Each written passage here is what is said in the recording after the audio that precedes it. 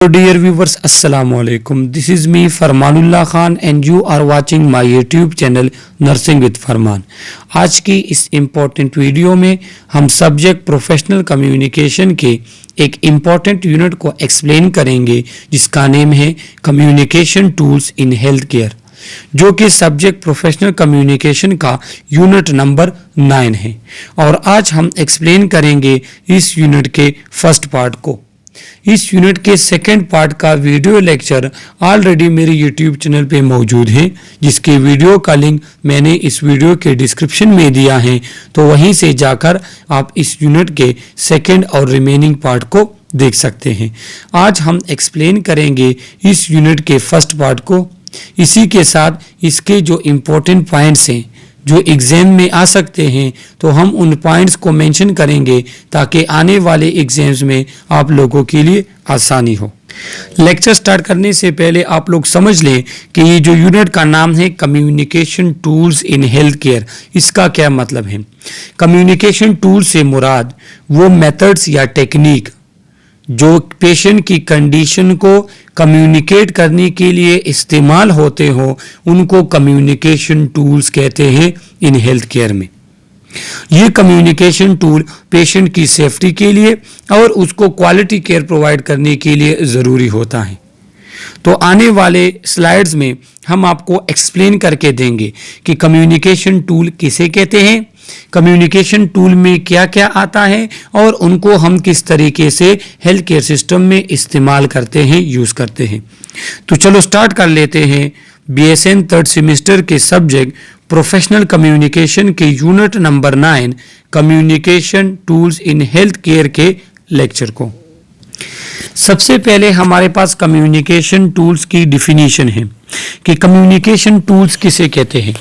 Communication tools are structured methods, techniques और instrument used to facilitate the clear, accurate, timely exchange of information among healthcare professionals to ensure patient safety and quality care। तो communication tool हमारे पास वो method या वो तरीके हैं या वो टेक्निक्स हैं जो कि स्ट्रक्चर्ड हो। स्ट्रक्चर्ड क्या कि पहले से आपको पता होगा कि कम्युनिकेशन टूल में क्या क्या आता है और उससे क्या मतलब होता है। अगर आप यहाँ पे उस टूल को यूज़ कर रहे हो या वही टूल आउट ऑफ कंट्री, आपकी कंट्री से बाहर यूज हो रहा है, वही सेम चीज उसका मतलब होगी, इसलिए इसको स्ट्रक्चर्ड कहते हैं।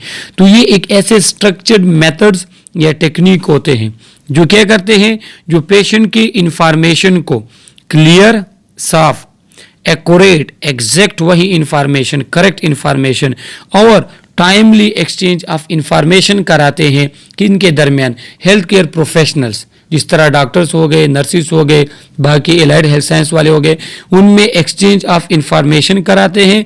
और ये किस लिए होता है, ये पेशेंट सेफ्टी और उसको क्वालिटी केयर प्रोवाइड करने के लिए ज़रूरी होता है।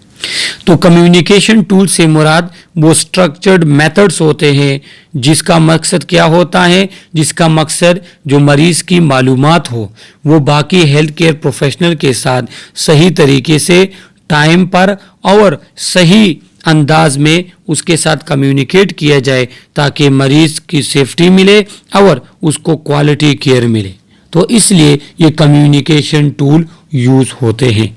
अभी आपको समझ में आ गया कि कम्युनिकेशन टूल क्या होते हैं। अब आपके पास MCQs आ सकता है कि कम्युनिकेशन टूल हम क्यों यूज़ करते हैं। तो ये आपके पास पेशेंट सेफ्टी और उसको क्वालिटी केयर प्रोवाइड करने के लिए यूज़ किया जाता है। दूसरा, कम्युनिकेशन टूल का मकसद क्या होता है कि पेशेंट की जो इंफॉर्मेशन है वो क्लियर, एक्यूरेट और टाइमली एक्सचेंज हो बाकी हेल्थ केयर प्रोफेशनल के साथ। तो ये MCQs आप लोगों को याद होने चाहिए। अब कम्युनिकेशन टूल तो आप लोगों को समझ आ गया कि कम्युनिकेशन टूल किसे कहते हैं। अब इसकी इम्पोर्टेंस है कि हेल्थ केयर में हम कम्युनिकेशन टूल क्यों यूज़ करते हैं। तो ये क्या करता है, इन्हेंस पेशेंट सेफ्टी। जब मरीज़ की मालूमात क्लियर, करेक्ट और टाइम पे एक्सचेंज हो तो लाजमी बात है मरीज़ को सेफ्टी मिलेगी। रिड्यूस मेडिकल एरर्स, तो जैसे हमने पढ़ा कि ये एक्यूरेट इंफॉर्मेशन कम्युनिकेट करता है टाइम पे, तो जब हमारे पास accurate information, correct information time पर एक्सचेंज होगी, किसी और हेल्थ प्रोफेशनल के साथ आप डिस्कस करोगे, तो क्या होगा कि आपके पास मेडिकल एरर नहीं होंगे, कम होंगे। Improve team work and collaboration, जब मरीज की कंडीशन प्रॉपर तरीके के साथ कम्युनिकेट होती है तो एक टीम वर्क आपके पास क्या होता है, एक टीम वर्क होता है और कोलैबोरेटिव वर्क आपके पास इम्प्रूव होता है। जब आप डॉक्टर को कहो कि पेशेंट का मिसाल के तौर पे, जिस तरह एक GCS है जो कि एक कम्युनिकेशन टूल है जिससे हम पेशेंट के कॉन्शियस लेवल को एसेस करते हैं। अब अगर आप डॉक्टर को कहो कि मरीज का GCS इतना है, तो क्या होगा कि वो आपकी, अगर आपकी कम्युनिकेशन टूल प्रॉपर है तो वो क्या होगा, वो उसका आप पर ट्रस्ट होगा और वो उसी के मुताबिक उसके लिए मेडिकल मैनेजमेंट करेगा, मेडिकल डायग्नोज उसके लिए निकालेगा, मेडिकल इंटरवेंशन उसके लिए करेगा, अगर आप उस पेशेंट की कंडीशन को प्रॉपर तरीके के साथ कम्युनिकेट करते हैं एक्यूरेट और करेक्ट कम्युनिकेशन टूल यूज करके। एंश्योर कंटिन्यूटी ऑफ केयर, ये केयर की कंटिन्यूटी को इंश्योर करता है कि मतलब आपके पास मरीज को प्रॉपर सही तरीके के साथ केयर मिल रहा है या नहीं, सही है। इसके बाद promote effective clinical decision making, वही बात है जब मरीज की कंडीशन एक सही तरीके से कम्युनिकेट होगी हेल्थ केयर प्रोफेशन के दरमियान, तो जो डिसीजन लिया जाएगा वो क्या होगा, वो इफेक्टिव होगा, वो कारआमद होगा, वो सही होगा। इम्प्रूव पेशेंट सेटिस्फेक्शन, जब आप मरीज के कंडीशन को प्रॉपरली कम्युनिकेट करते हैं और उसके लिए प्रॉपर डिसीजन आप बनाते हैं तो क्या होता है कि पेशेंट की सेटिस्फेक्शन इंप्रूव होती है। तो ये कम्युनिकेशन टूल के इम्पोर्टेंस है हेल्थ केयर सिस्टम में, और ये इम्पोर्टेंस आपने अपने एग्जाम्स के लिए याद रखने हैं क्योंकि इससे सिनेरियो बेस्ड MCQs आ सकता है। अभी कम्युनिकेशन टूल पढ़ने का क्या पर्पस है, मकसद क्या है, तो पर्पस ऑफ कम्युनिकेशन टूल्स ये क्या करता है, स्टैंडर्डाइज इंफॉर्मेशन एक्सचेंज, ये आपके पास जो इंफॉर्मेशन एक्सचेंज होती है वो एक्सटेंडेड इंफॉर्मेशन एक्सचेंज होती है। तो इसका एक पर्पस ये होता है आप कोई भी अपने अल्फाज में बातें नहीं कहते, बल्कि जो आप मैसेज या जो आप बात कम्युनिकेट करना चाहते हैं, पेशेंट की जो इंफॉर्मेशन कम्युनिकेट करना चाहते हैं वो एक्सटेंडेड तरीके के मुताबिक होते हैं। Second, promote clarity and accuracy, ये आपके पास किसी भी पेशेंट की कंडीशन या इंफॉर्मेशन की क्लैरिटी और एक्यूरेसी को प्रमोट करती हैं। क्यों? क्योंकि जब आप एक प्रॉपर कम्युनिकेशन टूल यूज करोगे तो जो बातें होंगी या जो पेशेंट के रिलेटेड मालूमात होंगी वो एक्यूरेट भी होंगी और क्लियर भी होंगी, उसमें किसी भी टाइप की कोई कंफ्यूजन नहीं होगी। क्यों? क्योंकि आप एक्सटेंडेड तरीका यूज कर रहे हैं। इसके बाद रिड्यूस मिसअंडरस्टैंडिंग, मिसअंडरस्टैंडिंग रिड्यूस होती है, कम होती है। क्यों? देखो, जब एक कम्युनिकेशन टूल यूज हो रहा है और उसमें आपने मरीज की कंडीशन को स्कोर दे दिया, अब अगर वो डॉक्टर देखेगा, नर्स देखेगी या एलाइड हेल्थ साइंस वाला देखेगा, उसको पहले से पता होगा कि GCS का क्या मतलब है, S बार का क्या मतलब है, तो क्या होगा कि जो मिसअंडरस्टैंडिंग वो आपके पास रिड्यूस होगी। मिसाल के तौर पे अगर आप मरीज के किसी कंडीशन को अपने ही अल्फाज में बयान कर रहे तो हो सकता है कि सामने वाले को समझ ना आए, लेकिन अगर आपने एक्सटेंडेड तरीका यूज किया है कम्युनिकेशन टूल जो आगे स्लाइड्स में आएंगे, तो अगर आप वो लिखेंगे तो आप किसी को कुछ बताओ भी नहीं, जब कोई भी पर्सन हेल्थ केयर प्रोफेशन उसको देखेगा वो डायरेक्टली उसको अंडरस्टैंड करेगा। क्यों? क्योंकि कम्युनिकेशन टूल्स स्टैंडर्ड होते हैं, ये आपके या मेरे बनाए हुए नहीं होते। समझ गए? इसके बाद support critical thinking and documentation, ये क्या करता है, जब हम किसी पेशेंट के कंडीशन को कम्युनिकेशन टूल के जरिए एक्सप्लेन करते हैं तो हमारी क्रिटिकल थिंकिंग इंप्रूव होती है। क्यों? देखो, अगर एक मरीज आपके सामने है और आप उसकी कंडीशन किसी दूसरे हेल्थ केयर प्रोफेशन के साथ कम्युनिकेट कर रहे हैं तो आप अपने अंदाज में शॉर्टकट बता सकते, जान छुड़ा सकते। लेकिन अगर कम्युनिकेशन टूल आप यूज़ कर रहे हैं तो उसके जितनी भी स्टेप्स है उन सब की एक्सप्लेनेशन आपने क्या करनी होती है, लिखनी होती है। तो उसके साथ हमारी जो क्रिटिकल थिंकिंग है वो इम्प्रूव हो जाती है। हमने पेशेंट के हर एक एस्पेक्ट्स को देखना होता है, तो हमारी क्रिटिकल थिंकिंग इसमें इम्प्रूव हो जाती है। इसके बाद facilitate effective handover and reporting.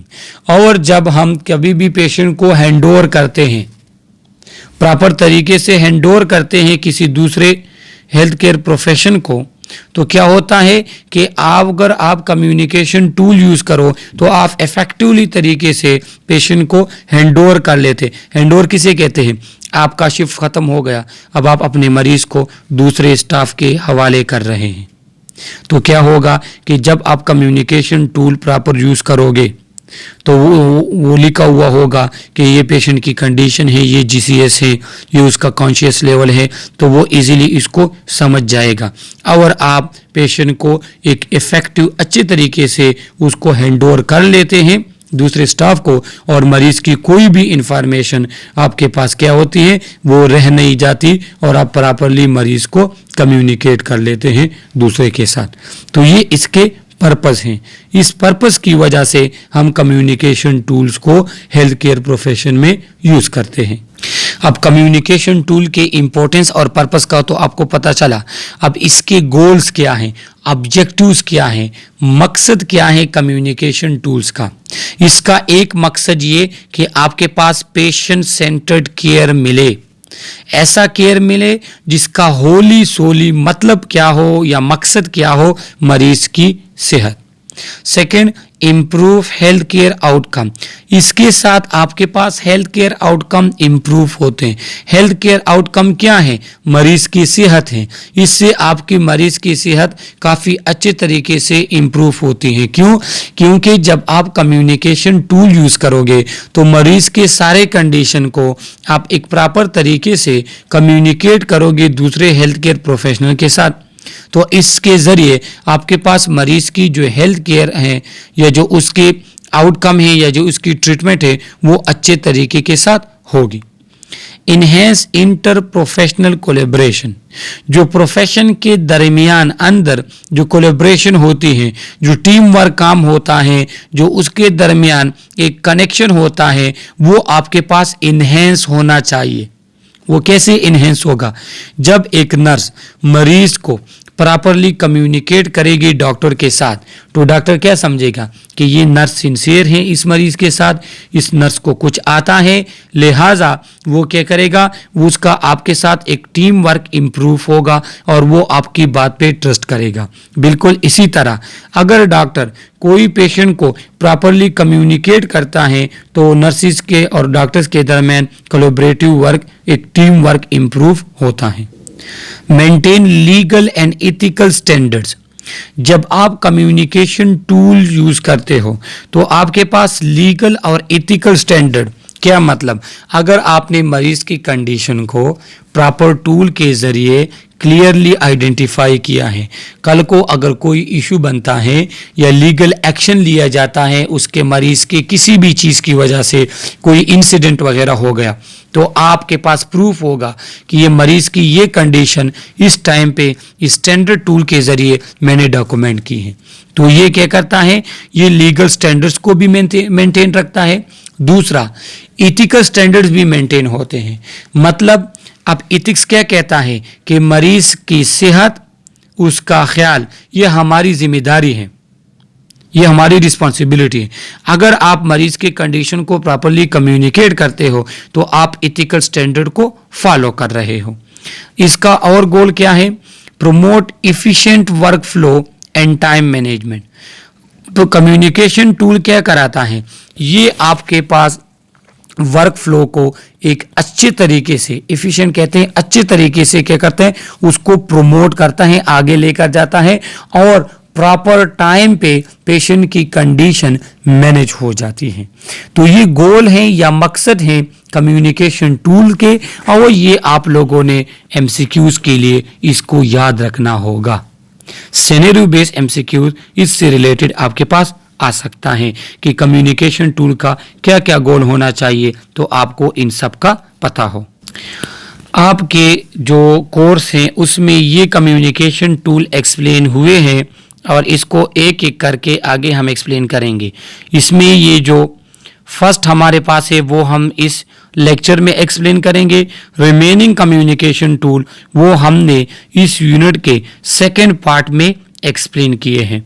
आज इस लेक्चर में हम सिर्फ एस बार को एक्सप्लेन करेंगे।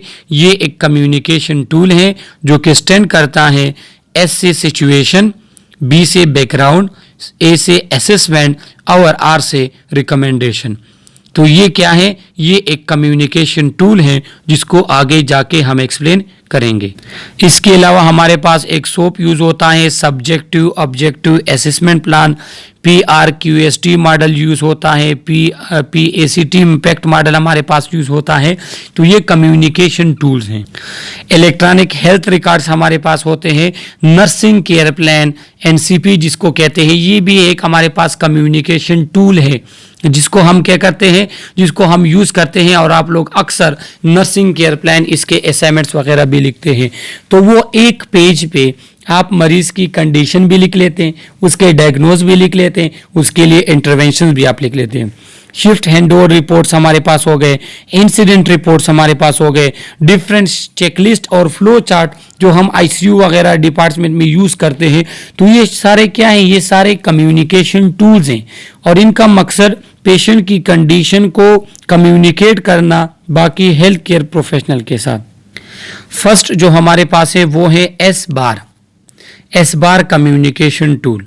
एस स्टैंड करता है सिचुएशन को, बी से बैकग्राउंड, ए से असेसमेंट और आर से रिकमेंडेशन।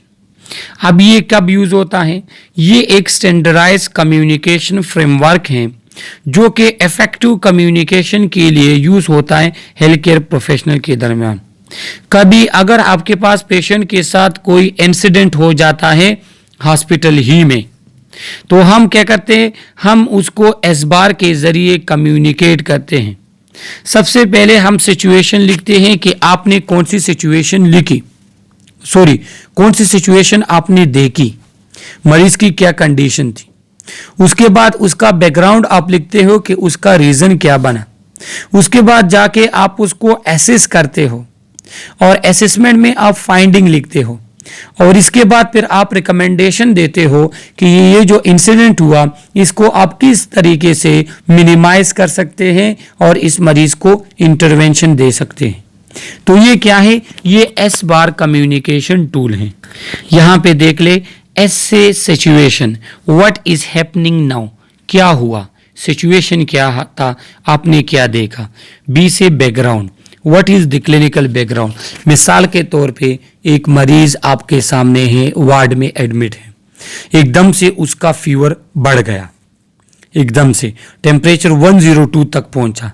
तो सिचुएशन क्या है कि आप कहोगे कि मरीज की टेम्परेचर 102 तक है, 102 तक मरीज का टेम्परेचर है और वो इरिटेबल भी हो गया मिसाल के तौर पे।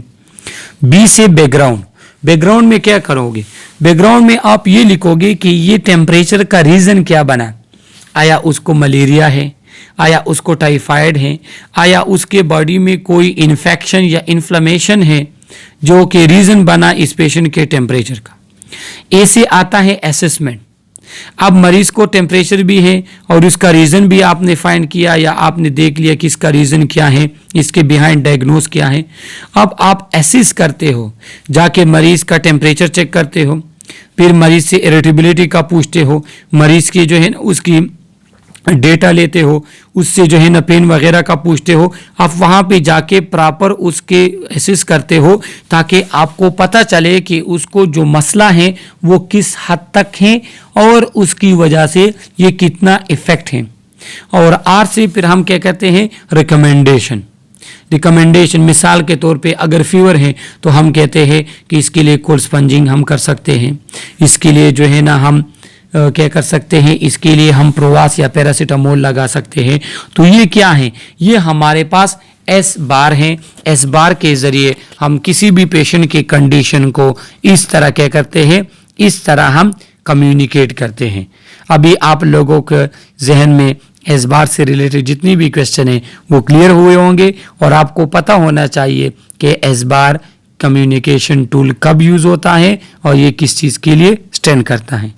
और ये इसका एग्जाम्पल है जो अभी मैंने आप लोगों को एक्सप्लेन करके दे दिया, ये एक और एग्जाम्पल है।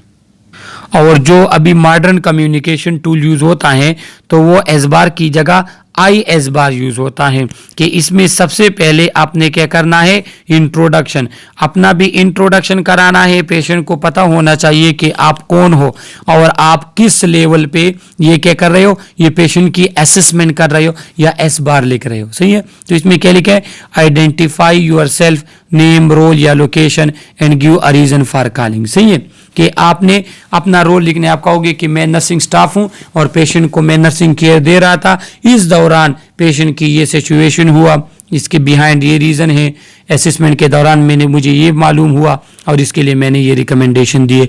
तो ये IS bar communication tool patient की किसी भी कंडीशन, जब एकदम से उसकी कंडीशन चेंज हो जाए, कोई भी इंसिडेंट वगैरह हो जाए, उसमें हम IS बार कम्युनिकेशन टूल को यूज़ करते हैं। तो आप लोगों ने इसको सीखना भी है और इसको आप लोगों ने यूटिलाइज भी करना है जब आप पेशेंट की कंडीशन चेक करते हो। तो यहाँ तक अगर आप लोगों का कोई क्वेश्चन हो, कमेंट्स के ज़रिए आप हमसे क्वेश्चन कर सकते हैं। अगर आप लोगों ने हमारा चैनल सब्सक्राइब नहीं किया तो प्लीज़ चैनल को भी सब्सक्राइब करें और अपने फ्रेंड्स, जूनियर्स और सीनियर्स के साथ शेयर करें, क्योंकि जब हमारे चैनल के सब्सक्राइबर्स बढ़ेंगे, हमारी भी हौसला अफजाई होगी और हमारी कोशिश होगी कि हम आप लोगों के लिए अच्छे से अच्छा और बेहतरीन लेक्चर आप लोगों के लिए लेकर आ सकें।